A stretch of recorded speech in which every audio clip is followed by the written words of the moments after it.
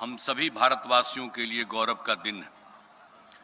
राष्ट्रभक्तों के साहस, त्याग एवं बलिदान के फलस्वरूप 15 अगस्त 1947 को हमारा देश आजाद हुआ। आज के दिन हम उन स्वतंत्र सेनानियों को श्रद्धा सुमन अर्पित करते हैं जिन्होंने आजादी की लड़ाई में अपने प्राणों की आहुति दी। उनके उच्च आदर्श मैं उन वीर जवानों को भी नमन करता हूं जो बहादुरी से देश की सरहदों की सुरक्षा कर रहे हैं। उनके बलिदान को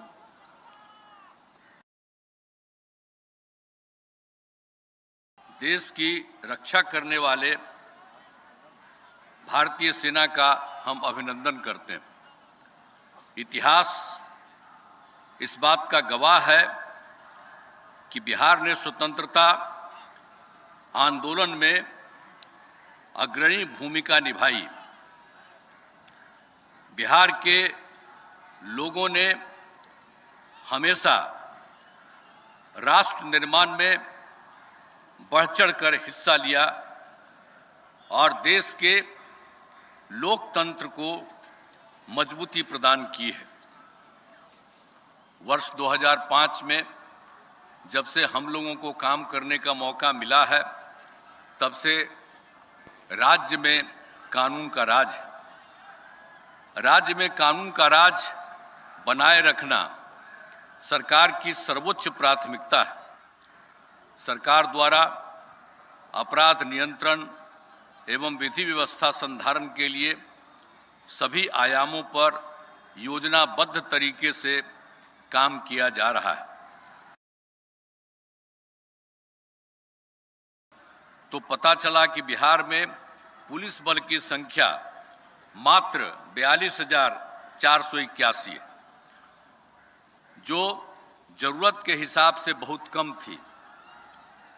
इसलिए उसी समय पुलिस की संख्या को बढ़ाने का निर्णय लिया गया। इसके लिए नए पदों का सृजन किया गया और पुलिस में बहाली की गई। अब पुलिस बल की संख्या बढ़कर 1,10,000 हो गई। लेकिन हमने 2023 के पहले भी सुझाव दिया कि हमारी जरूरतों के हिसाब से पुलिस की संख्या को और बढ़ाया जाए। तब पदों की संख्या को बढ़ाकर 2,27,000 तय किया गया है और बहाली का काम शुरू हो गया है। इसी अगस्त माह में पुलिस के 21,000 पदों के लिए परीक्षा आयोजित हो रही है। उम्मीद है कि इस साल और अगले साल के प्रारंभ में भी पुलिस के सभी पदों का बहाली पूरी कर ली जाएगी। पुलिस के लिए वाहन एवं अन्य आवश्यक संसाधन उपलब्ध कराए गए हैं ताकि विधि व्यवस्था संधारण तथा अनुसंधान में किसी प्रकार की दिक्कत न हो। आप लोग देख ही रहे हैं कि वर्ष 2005 में हम लोगों ने कितना काम किया है। शुरू से ही शिक्षा एवं स्वास्थ्य के क्षेत्र में विशेष ध्यान दिया है। पहले बहुत कम स्कूल थे और शिक्षकों की काफी कमी थी, जिसके कारण स्कूलों में ठीक से पढ़ाई नहीं होती थी। गरीबी के कारण 5वीं कक्षा के बाद लड़कियां भी पढ़ नहीं पाती थी। इसलिए सबसे पहले अनेक नए स्कूल खोले गए और कई स्कूलों में नए क्लासरूम बनाए गए। वर्ष 2006-07 में लड़के लड़कियों के लिए पोशाक योजना शुरू की गई। वर्ष 2008 में 9वीं क्लास की लड़कियों को विद्यालय जाने के लिए साइकिल योजना चलाई गई और बाद में वर्ष 2010 से लड़कों को भी साइकिल दी गई। बालिका शिक्षा को बढ़ावा देने के लिए सभी पंचायतों में उच्च माध्यमिक विद्यालय 10+2 स्कूल खोले गए। लड़कियों को 12वीं पास करने पर पहले 10,000 मिलते थे, जिसे बढ़ाकर अब 25,000 रुपये कर दिया गया है। और वहीं ग्रेजुएट पास होने पर 25,000 से बढ़ाकर अब 50,000 रुपये की प्रोत्साहन राशि दी जा रही है। अब लड़कियां भी खूब पढ़ रही हैं और स्कूलों में लड़के लड़कियों की संख्या लगभग बराबर हो गई है। 2005 में जब हमारी सरकार आई तो विद्यालयों में शिक्षकों की कमी को देखते हुए वर्ष 2006-07 से पंचायत एवं नगर निकायों के माध्यम से बहाली की गई। कई चरणों में लगभग 4.25 लाख शिक्षकों को नियोजित किया गया। स्कूलों में पढ़ाई अच्छे ढंग से हो, इसके लिए अब निर्णय लिया गया है कि शिक्षकों की बहाली सरकारी तौर पर की जाए। वर्ष 2023 में बिहार लोक सेवा आयोग द्वारा 2,20,000 सरकारी शिक्षकों की नियुक्ति की गई है। शेष पदों पर भी बहाली की जा रही है। नियोजित शिक्षक भी हमेशा चाहते थे कि उन्हें सरकारी शिक्षक बनाया जाए। इसे देखते हुए इन शिक्षकों को सक्षमता परीक्षा के माध्यम से सरकारी शिक्षक बनने के अवसर दिए जा रहे हैं। पहली सक्षमता परीक्षा में पास होकर लगभग 1,80,000 नियोजित शिक्षक सरकारी शिक्षक बन गए। जो शिक्षक अब बच गए हैं उन्हें भी सरकारी शिक्षक बनने के लिए मौके दिए जा रहे हैं। शुरू से ही सभी स्वास्थ्य सेवाओं में सुधार किया गया। जब हमारी सरकार 2005 में आई थी उस समय स्वास्थ्य व्यवस्था की हालत खराब थी। आप सब जानते हैं, सरकारी अस्पतालों में डॉक्टरों की कमी थी। अस्पतालों में दवा एवं अन्य सुविधाएं भी नहीं थी। प्राथमिक स्वास्थ्य केंद्रों में तो इलाज के लिए प्रति माह मात्र 39 मरीज ही आते थे एक महीने में, और प्रतिदिन 1 या 2 आते थे। वर्ष 2006 से अस्पतालों में मरीजों को मुफ्त दवा, स्वास्थ्य जांच एवं एम्बुलेंस की सुविधा दी गई। साथ ही डॉक्टरों की बहाली की गई और अस्पतालों में डॉक्टरों की उपस्थिति सुनिश्चित कराई गई। अब सुविधाएं काफी अच्छी हो गई हैं, जिसमें प्राथमिक स्वास्थ्य केंद्र में हर महीने औसतन 11,000 से अधिक मरीज पहुंच रहे थे। तो जब हम लोगों को मौका मिला था तो उस समय कितना था सब लोग जानते थे, 29 मरीज एक महीना में। अब हम लोगों को मौका मिला तो जितना काम करवा रहे हैं तब समझ रहे हैं ना कि प्राथमिक स्वास्थ्य केंद्र में हर महीने औसतन 11,000 से अधिक मरीज पहुंच रहे हैं। पहले राज्य में केवल 6 सरकारी मेडिकल कॉलेज एवं अस्पताल थे। उस कारण यहाँ के छात्र डॉक्टर की पढ़ाई करने राज्य के बाहर जाया करते थे। डॉक्टर की कमी होने के कारण यहाँ के लोग इलाज के लिए भी राज्य के बाहर जाते थे। इसलिए सरकार ने निर्णय लिया कि राज्य में मेडिकल कॉलेज की संख्या बढ़ाई जाएगी। अब मेडिकल कॉलेज की संख्या बढ़कर 11 हो गई है और इसके अतिरिक्त 15 और नए मेडिकल कॉलेज बनाए जा रहे हैं, काम चल रहा है। इसके अतिरिक्त पटना मेडिकल कॉलेज एवं हॉस्पिटल PMCH आप सब जानते ही हैं को 5,462 बेड की क्षमता वाले आधुनिक विश्व स्तरीय मेडिकल कॉलेज एवं अस्पताल बनाया जा रहा है। उसका एक हिस्सा पूरा हो गया है, बाकी हिस्सा काम हो रहा है, हम बराबर देखते रहते हैं। और उसके साथ कई मेडिकल कॉलेज अस्पताल में भी बेड की संख्या बढ़ाई गई है। कहीं कहीं हम लोगों ने 2,500 कर दिया है। कैंसर के रोगियों के इलाज के लिए टाटा मेमोरियल के सहयोग से मुजफ्फरपुर में आधुनिक कैंसर अस्पताल विकसित किया गया है। सभी मेडिकल कॉलेज एवं अस्पतालों में भी कैंसर रोगियों के प्रारंभिक जांच एवं इलाज की व्यवस्था की जा रही है।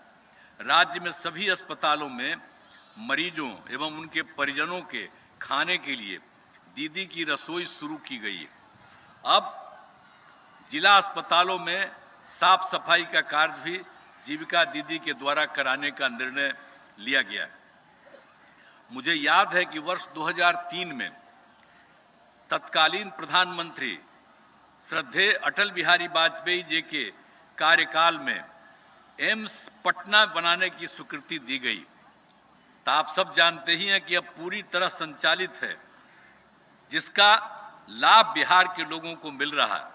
अब इसके अलावे वर्तमान केंद्र सरकार ने पहले ही तय किया और यहाँ के लिए एक नया एम्स देने का, जो बाद में तय हो गया कि दरभंगा में ही वो बनेगा, और अब इसका निर्माण जल्द ही शुरू होने वाला है।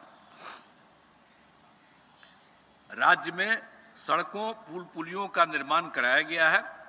राज्य के सुदूर क्षेत्रों में 6 घंटे में राजधानी पटना पहुंचने का लक्ष्य वर्ष 2016 में ही पूरा कर दिया गया। इसके बाद सरकार ने इस लक्ष्य को 5 घंटे करने का निर्णय लिया है। इसके लिए बड़ी संख्या में सड़कों एवं पुल पुलियों का निर्माण कराया जा रहा है। इनमें मेंटेनेंस का भी काम किया जा रहा है। शहरी क्षेत्रों में जाम की समस्या से छुटकारा पाने के लिए पटना सहित कई जिलों में एलिवेटेड रोड एवं फ्लाईओवर आदि का निर्माण कराया जा रहा है। पटना में पाटली पथ एवं अटल पथ का निर्माण कराया गया। साथ ही पटना में गंगा नदी के किनारे दीघा से दीदारगंज जेपी गंगा पथ का निर्माण कराया जा रहा है, जो दीघा से कंगन घाट तक चालू हो गया है। आगे दीदारगंज तक का काम दिसंबर 2024 तक पूर्ण कर लिया जाएगा। इसे पटना के कच्ची दरगाह में बन रहे 6 लेन पुल से जोड़ा जा रहा है। इन पथों के निर्माण से यहाँ के लोगों को काफी सुविधाएं हो रही हैं एवं पटना की सुंदरता भी बढ़ी है। आप भी सब तो जा करके घूमते ही होंगे, ये हम बता रहे थे। ऐसा थोड़ी है कि लोग नहीं जाते हैं, बराबर जाते रहते हैं। और शाम में कितना देर तक, रात तक लोग रहता है, कितना अच्छा हो गया है। और अब आप जान दीजिए कि हम लोग उसके बारे में और सोच लिए। जेपी गंगा पथ को पश्चिम की तरफ आरा में बने वीर कुंवर सिंह सेतु तक तथा पूरब की तरफ मोकामा में गंगा नदी पर सबसे पहले बने राजेंद्र सेतु तक विस्तारित करने का राज्य सरकार ने निर्णय लिया है। तब लोगों को कितना सुविधा होगी यहां से वहां जाने में। ये सब हम लोगों ने तय किया, इसलिए बता देना चाहते हैं। वर्ष 2015 में 7 निश्चय के तहत हर घर तक बिजली, हर घर नल का जल, हर घर शौचालय तथा टोलों को पक्की सड़कों से जोड़ने का काम पूरा हो गया। यह भी देखा गया है कि कुछ नई बसावटें एवं घर बन गए हैं, इसलिए इस नए आवासों एवं छूटे हुए घरों में इन योजनाओं के निर्माण का काम मार्च 2025 तक पूरा कर लिया जाएगा। 2020 से 7 निश्चय 2 के तहत सभी योजनाओं पर काम चल रहा है। उनमें से मुख्य योजनाएं जैसे हर खेत तक सिंचाई का पानी का कार्य प्रगति पर है, इसे जून 2025 तक पूर्ण कर लिया जाएगा। 7 निश्चय 2 के तहत टेली मेडिसिन योजना शुरू की गई है, जिसमें गांव में ही रहकर डॉक्टर से परामर्श प्राप्त किया जाता है। वर्तमान में टेली मेडिसिन की सुविधा 9050 स्वास्थ्य उपकेंद्रों पर उपलब्ध है। यहां से अब तक 1,58,00,000 से अधिक लोगों ने इसका लाभ लिया है। बाल हृदय योजना के तहत वर्ष 2021 से हृदय में छेद से पीड़ित बच्चों को अहमदाबाद के सतसाई अस्पताल भेजकर 650 बच्चों का निःशुल्क इलाज कराया गया। इसमें बच्चों एवं उनके माता पिता को भेजने का खर्च राज्य सरकार द्वारा वहन किया गया। अब इन बच्चों का इलाज पटना में IGIMS और IGIC में भी शुरू हो गया। अब जिन बच्चों को बाहर भेजना पड़ता है वहां भेजा जाता है लेकिन अब ज्यादातर लोगों का, बाकी बच्चों का इलाज पटना में ही हो रहा है। इसके तहत अब तक 1457 बच्चों का इलाज कराया जा चुका है। सरकार द्वारा महिला सशक्तिकरण कर जोर दिया गया और महिलाओं को रोजगार देने एवं उन्हें आत्मनिर्भर बनाने के लिए कई कदम उठाए गए। महिलाओं के लिए वर्ष 2006 में पंचायती राज संस्थाओं एवं वर्ष 2007 में नगर निकायों में 50% आरक्षण से सुरक्षा दी गई।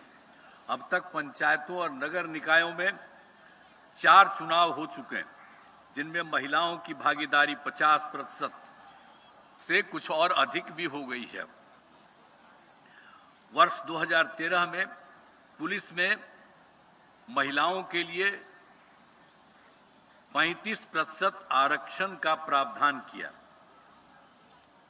और अब बिहार पुलिस में महिलाओं की संख्या लगभग 30,000 है। इसमें पुलिस में महिलाओं की भागीदारी पूरे देश में सबसे अधिक है। वर्ष 2016 से महिलाओं को सभी सरकारी नौकरियों में 35% आरक्षण दिया जा रहा है। पहले बिहार में स्वयं सहायता समूह की संख्या बहुत कम थी। हमने वर्ष 2006 में विश्व बैंक से कर्ज लेकर राज्य में स्वयं सहायता समूह का गठन किया और उसमें महिलाओं को जीविका का नाम दिया। अब स्वयं सहायता समूह की संख्या 10,51,000 हो गई। इसमें जीविका दीदियों की संख्या 1,31,00,000 हो गई और अब इसी तर्ज पर शहरी क्षेत्रों में भी स्वयं सहायता समूह का गठन शुरू करा दिया गया है। राज्य के युवाओं को सरकारी नौकरी एवं रोजगार उपलब्ध कराया जा रहा है। वर्ष 2020 में 7 निश्चय 2 के तहत 10 लाख नौकरी, 10 लाख रोजगार देने के बारे में तय किया गया था। और यहाँ भी 1 साल हम कह रहे थे, आप लोगों को बता रहे थे। आप जरा देख लीजिए कितना बड़ा है। कुछ लोग ऐसे ही बोल देता है, हम लोग शुरू से कर रहे हैं, अब बीच में कोई हम लोगों के साथ आ गया तो इधर उधर बोलते रहता है। तो जरा जान लीजिए पूरा ये जो शुरू किया गया, अभी तो 5,16,000 युवकों को सरकारी नौकरी दी जा चुकी है, लेकिन इसके अतिरिक्त लगभग 2 लाख पदों पर नियुक्ति प्रक्रिया पूरी हो गई है।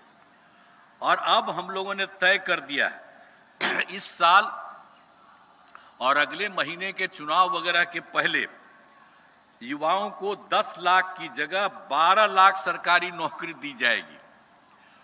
जब हम लोग 22 में कह दिए थे 10 लाख पहले से तय किया था, अब आप जान लीजिए कि अब इतना संख्या बढ़ रहा है कि अब 10 लाख से बढ़ करके 12 लाख हो जाएगा। लेकिन आप जानते हैं कि हम लोग रोजगार के बारे में 10 लाख कहे थे, लेकिन अब रोजगार की बात है। पिछले 4 वर्षों में विभिन्न क्षेत्रों में तो हम लोग तो 10 लाख का कहे थे, लेकिन विभिन्न क्षेत्रों में 24 लाख लोगों की रोजगार दे दिया गया है तथा इस साल और अगले साल के चुनाव के पहले 10 लाख और लोगों को रोजगार देने का लक्ष्य है। इस प्रकार 10 लाख रोजगार की जगह 34 लाख लोगों को रोजगार मिलेगा और 10 लाख नौकरी की तरह 12 लाख नौकरी होगा। ये सब काम हम लोग पूरे तौर पर करवा रहे हैं। हमने सभी धर्म एवं जात के लोगों के लिए काम किया है, चाहे हिंदू हो, मुस्लिम हो, दलित हो, महादलित हो, पिछड़ा हो, अति पिछड़ा हो, अपर कास्ट हो, सभी के लिए काम किया गया। अनुसूचित जाति एवं अनुसूचित जनजाति तथा अति पिछड़ा वर्ग के छात्र छात्राओं के लिए बड़ी संख्या में आवासीय विद्यालय एवं छात्रावासों का निर्माण कराया जा रहा है। वर्तमान में अनुसूचित जाति एवं जनजाति के छात्र छात्राओं के लिए 91 आवासीय विद्यालय संचालित हैं। राज्य सरकार द्वारा अनुसूचित जाति के 50,000 से अधिक आबादी वाले 40 प्रखंडों में नए आवासीय विद्यालय बनाने का निर्णय लिया गया, जिसमें से 20 आवासीय विद्यालय का निर्माण चल रहा है। अगले वर्ष तक सभी आवासीय विद्यालयों का निर्माण करा दिया जाएगा। सभी जिलों में अति पिछड़ा वर्ग के लिए जननायक कर्पूरी छात्रावास का निर्माण कराया गया है। सभी जिलों में अति पिछड़े वर्ग के लिए कन्या आवासीय विद्यालय बनाने का निर्णय लिया गया है। 11 जिलों में कन्या आवासीय विद्यालय संचालित है। 27 जिलों में नए कन्या आवासीय विद्यालयों का निर्माण कार्य जारी है। साथ ही इन सभी वर्गों के युवक युवतियों को सिविल सेवा प्रोत्साहन, ग्राम परिवहन योजना एवं उद्यमी योजना का लाभ दिया जा रहा है। मुस्लिम समुदाय के लिए भी वर्ष 2005 के बाद सरकार ने काफी काम किया, इसको सब लोग जानते ही है। इस वर्ग के युवाओं के लिए मुस्लिम युवाओं के लिए विद्यार्थी प्रोत्साहन, छात्रवृत्ति, मुफ्त कोचिंग आदि योजनाएं चलाई जा रही। मदरसों को सरकारी मान्यता दी गई एवं मदरसा के शिक्षकों को सरकारी शिक्षकों के बराबर वेतन दिया गया। ये काम हम लोगों ने कर दिया। अब वर्ष 2006 से कब्रिस्तान की घेराबंदी शुरू कर दी गई और उस समय ये निकला था कि 8,000 के करीब है, तो 8,000 से भी ज्यादा कब्रिस्तानों की घेराबंदी हो गई और बाद में फिर 273 कब्रिस्तानों को और चिन्हित किया गया, जिसमें 746 कब्रिस्तानों की घेराबंदी पूर्ण कर ली गई है। 151 कब्रिस्तानों की घेराबंदी अंतिम चरण में है और 376 प्रक्रियाधीन है। तो उनके लिए इतना सारा मदद किया गया है और पहले कोई मदद नहीं था। 5 के पहले जो लोग शासन में था और हम लोग आकर के सबके लिए मदद किए, जो भी आपको बता दिए कि हिंदू हो, मुस्लिम हो, कोई हो, दलित हो, महादलित हो, पिछड़ा हो, अति पिछड़ा हो, अपर कास्ट हो, सबके लिए हम लोगों ने काम किया। अब 2016 से 60 वर्ष से पुराने हिंदू मंदिरों की भी घेराबंदी की जा रही है, क्योंकि देखा जाता है कि मंदिरों में यदा कदा मूर्ति चोरी आदि की घटनाएं हो जाती थी। तो अब कोई झगड़ा झंझट नहीं होता है। हम लोगों ने मंदिरों की घेराबंदी की है। राज्य में प्रेम, भाईचारा एवं शांति का माहौल है और राज्य सरकार सभी धर्मों, हिंदू हो, मुस्लिम हो, सिख हो, ईसाई है, बौद्ध है, जैन का ख्याल रखती है और उनकी आस्था से। और आप सब लोग जानते हैं पटना में और सब जगह देखें विभिन्न धर्मों के लोगों के लिए कितना काम किया गया। अब उनकी आस्था से जुड़े महत्वपूर्ण स्थलों का सौंदर्यीकरण एवं यहाँ पर लोगों के लिए सुविधाओं का विकास किया गया है। वर्ष 2005 से बिहार का विकास तेजी से किया जा रहा है। वर्ष 2005-06 में हमारी सरकार बनने के बाद राज्य का बजट मात्र 28,000 करोड़ रुपए था। जब वो लोग आए थे, उसके बाद हम लोग आए, तो जो लोग आए थे तो उनका क्या था, 28,000 करोड़ रुपया था। और उसके बाद हम लोग जब आए तो 6-7 में बढ़ा करके तो 34,000 तुरंत किए, लेकिन उसके आगे कितना तेजी से बढ़ाने लगे। अब बढ़ते बढ़ते अब एक साल में 2,78,000 करोड़ रुपए हो गया है, जो लगभग 10 गुना है जहां थे पहले। और हम लोग कितना काम किए, लेकिन अब आप लोग सब पत्रकार मित्र हैं, उनसे हम हाथ जोड़ करके प्रार्थना हम सब दिन करते हैं कि कृपा करके पुरानी बात को भी जरा लिख दीजिए। हमसे अगर नाराज हैं तो हम क्या कहेंगे, लेकिन हम तो काम करते हैं और हम आप लोगों के प्रति नाराज नहीं हैं। हम सब दिन आप लोगों की इज्जत करते रहेंगे, हम आपका सब दिन सम्मान देते रहते हैं, हम कभी किसी के खिलाफ नहीं बोलते हैं। तो हम आग्रह करेंगे कि जब पहले क्या था, अब क्या किया गया है। अब आजकल कुछ भी कोई बयान देता है, छपता रहता है। कौन काम किया है? एक काम किया है। और लोग क्या किया है? लोग अपने घर को बढ़ाया, अपनी जगह पत्नी को बना दिया, बेटा बेटी यही सब करता रहा। हम लोग कभी किए हैं? बोलिए। तो कितना सब धंधा करते रहे हैं लोग, अब वही सब चीज चलता रहा है। तो हम आग्रह करेंगे कि जो हम लोग जितना काम करते हैं उन सब चीजों को ध्यान रखिए। अब आप समझ लीजिए कि 2,78,000 करोड़ रुपए हो गया है और लगभग 10 गुना। अब बिहार का विकास तेजी से हो, इसके लिए बिहार को विशेष राज्य का दर्जा और विशेष आर्थिक सहयोग की मांग हम लोग करते रहते हैं। अब वही लोग अभी बोलते रहता है, पहले कभी किए नहीं। अरे हम लोग तो 10 से 2 था, सबको कितना देखा करके उसके बाद भी नहीं है किया। तो कोई कुछ किया है? नहीं किया। अब आजकल कुछ बोलते रहता है। खैर, हम लोगों ने तो ये कहा कि विशेष राज्य का दर्जा या विशेष आर्थिक सहायता सहयोग की मांग करते रहें। तो मुझे खुशी है कि अब केंद्र सरकार ने इस बार के बजट में विशेष आर्थिक सहायता के रूप में, जरा जान लीजिए, सड़क, उद्योग, स्वास्थ्य, पर्यटन, बाढ़ नियंत्रण आदि के लिए बड़ी राशि देने की घोषणा की है।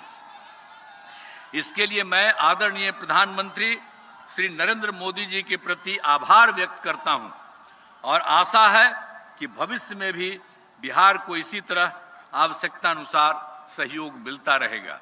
तो हम लोग तो काम करते रहते हैं, केंद्र सरकार का सहयोग है, सब कुछ मिलता रहेगा, ये हम आग्रह करेंगे। जान लीजिए, सब काम होता रहेगा। और एक एक चीज को, इन सब चीजों को जानते रहिए। अब सरकार की कामना है समाज में सद्भाव एवं भाईचारा का माहौल कायम रहे। सभी चुनौतियों के बावजूद हमारा राज्य प्रगति के पथ पर अग्रसर है। हमारा अतीत गौरवशाली है और विरासत समृद्ध है।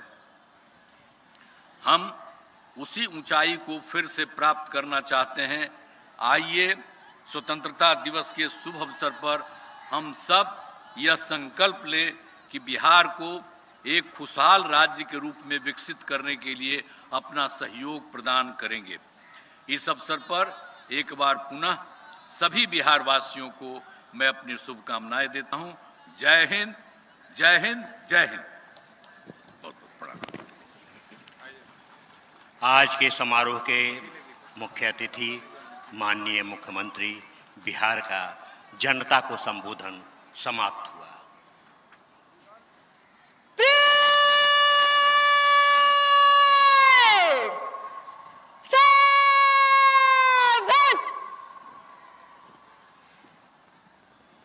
अब परेड कमांडर, भारतीय पुलिस सेवा की अधिकारी सुश्री दीक्षा आज के समारोह के मुख्य अतिथि से परेड विसर्जन की अनुमति प्राप्त करने के लिए हाथ में चमचमाते क्रीज को उठाए सधे और चुस्त कदमों की चाल से सलामी मंच की ओर आ रही हैं। श्रीमान, स्वतंत्रता दिवस परेड संपन्न हुई। परेड को विसर्जन करने की अनुमति चाहती हूं।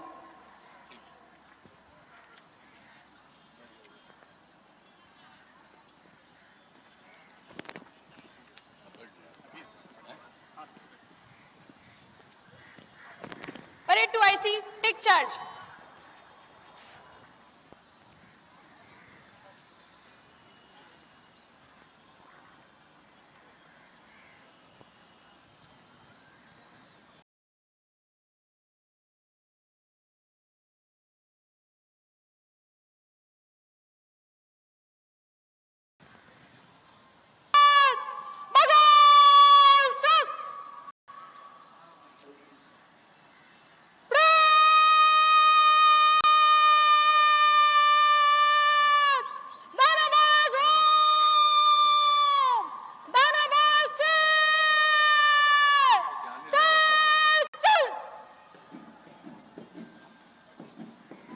समारोह के मुख्य अतिथि से परेड विसर्जन की अनुमति प्राप्त करने के पश्चात परेड में भाग लेने वाली टुकड़ियां मैदान में निर्धारित स्थान पर जा रही है। हम आभारी हैं बीआरसी के इंस्ट्रक्टरों के प्रति, जिन्होंने परेड में शामिल होने वाली कंपनियों के परेड को 13 दिनों के कठिन परिश्रम से तैयारी में अपना महत्वपूर्ण सहयोग प्रदान किया। इसी का परिणाम है कि आज चुस्त दुरुस्त परेड की सफलता के साक्षी हम सभी हैं।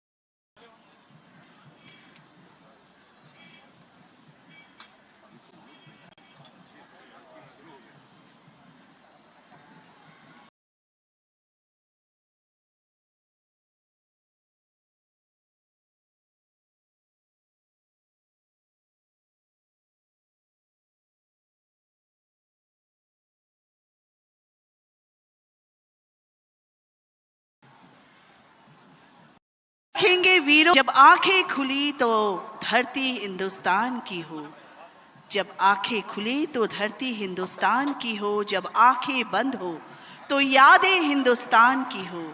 हम मर भी जाएं तो कोई गम नहीं, हम मर भी जाएं तो कोई गम नहीं, लेकिन मरते वक्त ये माटी हमारी हो, ये माटी हमारी हो। आया ये पावस दिन स्वतंत्रता दिवस का, हर चेहरे पर है मुस्कान। खुली हवा है, खुला आकाश, देश खड़ा है सीना तान। रहे ना कोई भूखा प्यासा, मन में रहे ना कहीं निराशा।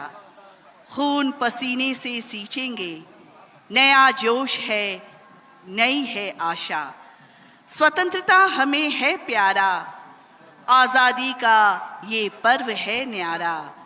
मुट्ठी में आकाश कर लिया, यश गाता ये जग सारा, यश गाता ये जग सारा। परेड की टुकड़ियां अपने अपने स्थान पर पहुंच रही हैं।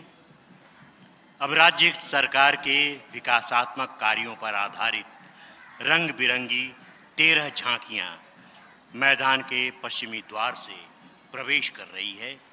ये झांकियां विभिन्न विभागों, परिषदों और संगठनों द्वारा प्रदर्शित की जा रही है। ये 13 झांकियां हैं।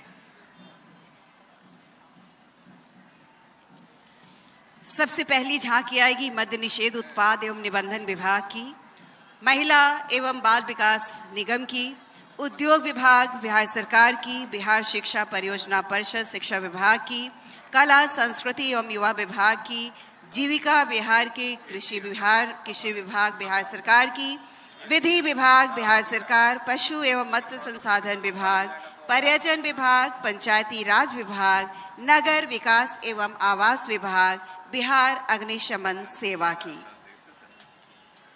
पहली झांकी मंच के नजदीक आ रही है। मद्य निषेध उत्पाद और निबंधन विभाग की। नशा मुक्त हो रहा बिहार, युवाओं के सपने हुए साकार। मद्य निषेध विभाग द्वारा प्रस्तुत झांकी में नशा करने के दुष्प्रभाव तथा नशा नहीं करने, नशा छोड़ने की स्थिति में सामाजिक एवं आर्थिक क्षेत्र में होने वाले सकारात्मक प्रभाव का चित्रण किया गया है। झांकी में मुख्य रूप से युवा वर्ग में नशे के प्रति रुझान के कारण इसके दुष्परिणामों के प्रति आगाह किया गया है। आज के परिवेश में जो व्यक्ति नशे से दूर है, वह स्वस्थ रहकर अपने जीवन के लक्ष्यों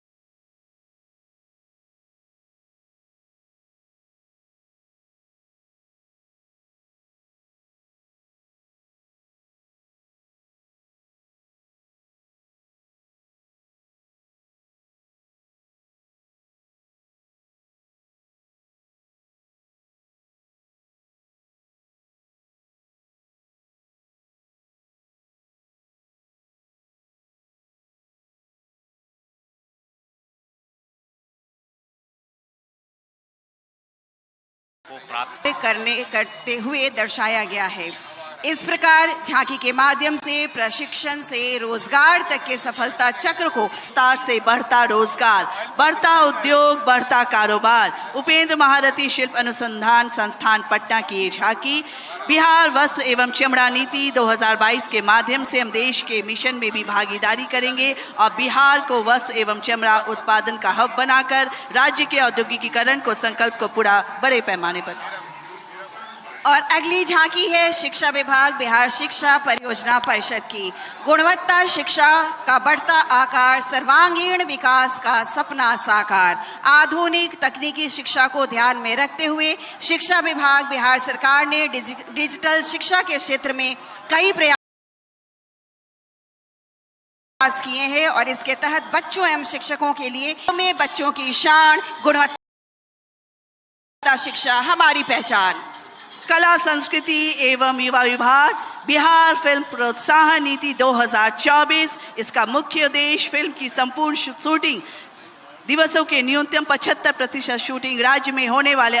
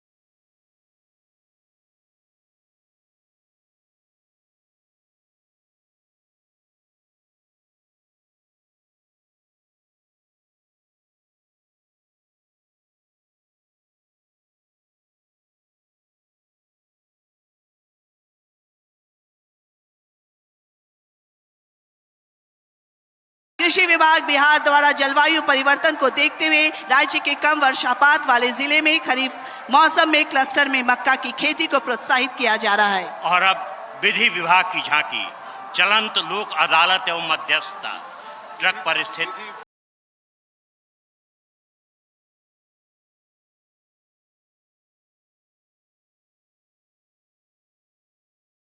कलाकार मोबाइल लोक अदालत का चित्रण कर रहे हैं। ये चलती फिरती लोक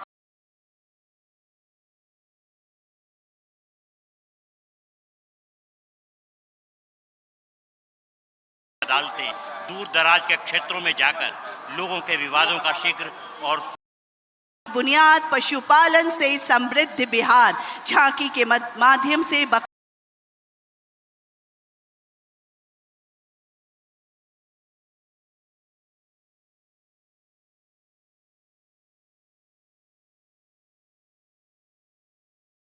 मुर्गी तथा गाय की जीवंत प्रस्तुति खुशहाल आगे में आप देख सकते हैं कलाकार मुर्गी, बकरी और गाय के आकर्षक वेशभूषा में विभागीय योजनाओं का संदेश लिखा। यह तख्ती बिहार की आर्थिक समृद्धि के सतत प्रयत्नशील। और इसके बाद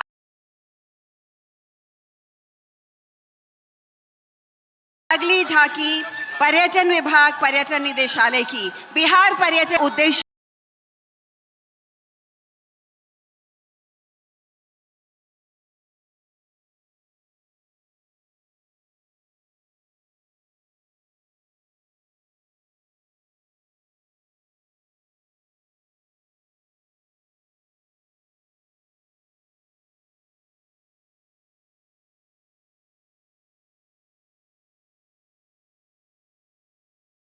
विश्व स्तरीय आधारभूत संरचना का निर्माण। झांकी पंचायती राज विभाग बिहार के द्वारा इस वर्ष स्वच्छ एवं हरित पंचायत की झांकी प्रस्तुत की गई है। पंचायतों में पंचायती राज संस्थानों के माध्यम से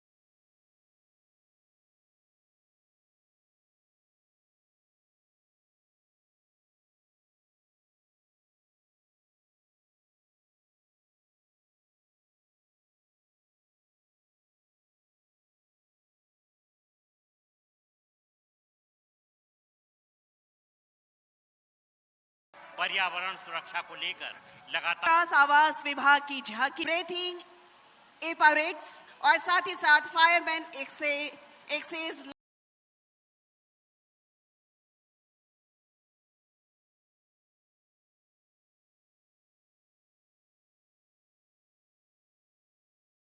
फायरमैन हेलमेट लिए क्रय किए जा रहे हैं। बिहार अग्निशमन सेवा के द्वारा अग्नि सुरक्षा के दृष्टिकोण से विभिन्न प्रकार के बहुमंजिली इमारतों में अग्नि सुरक्षा निकासी में ड्रिल का आयोजन कराया जा रहा है ताकि विषम परिस्थितियों में लोग सुरक्षित बाहर निकलने की त्वरित कार्रवाई करने हेतु प्रशिक्षित हो सके। साथ ही आम जनों में अग्नि से सुरक्षा एवं टेलीविजन प्रसार किया जा रहा है।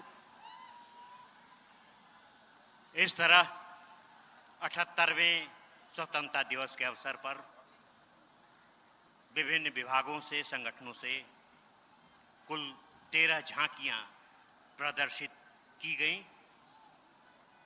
रंग बिरंगी झांकियों को हमारे निर्णायक मंडल के माननीय सदस्यगण मार्किंग कर रहे हैं, लेकिन हम आपको ये जानकारी दे दें कि परेड में भाग लेने वाली टुकड़ियों की मार्किंग हमारे पास आ गई है। हम आपके समक्ष वो सारी बातें कह देंगे।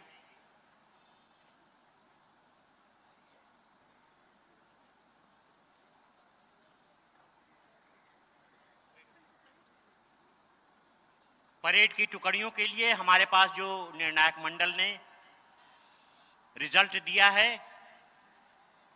बेस्ट परेड में प्रोफेशनल, एसटीएफ, नॉन प्रोफेशनल, मद्य निषेध और उत्पाद विभाग, मैं फिर से बता दूं, बेस्ट परेड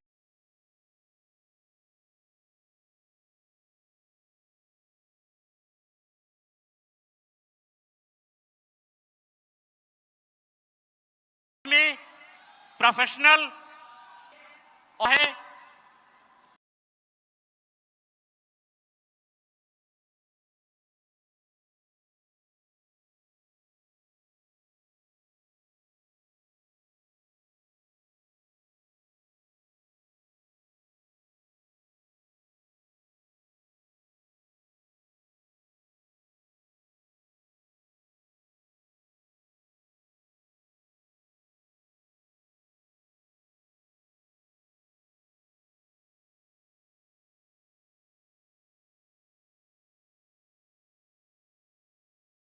प्रोफेशनल में और नॉन प्रोफेशनल में अंडर अफसर निशु कुमारी, मैं फिर से बता दूं, बेस्ट प्लाटून कमांडर में प्रोफेशनल निरीक्षक श्याम राय और नॉन प्रोफेशनल में अंडर अफसर निशु कुमारी। परेड कमांडर सुश्री दीक्षा, एएसपी दानापुर, और सेकंड इन कमांड में पल्लवी कुमारी, डीएसपी प्रशिक्षु। और मेरे पास झांकियों के प्रदर्शन का भी रिजल्ट आ गया है। मैं सबसे पहले नीचे से ही शुरू करूं, ज्यादा बेहतर होगा।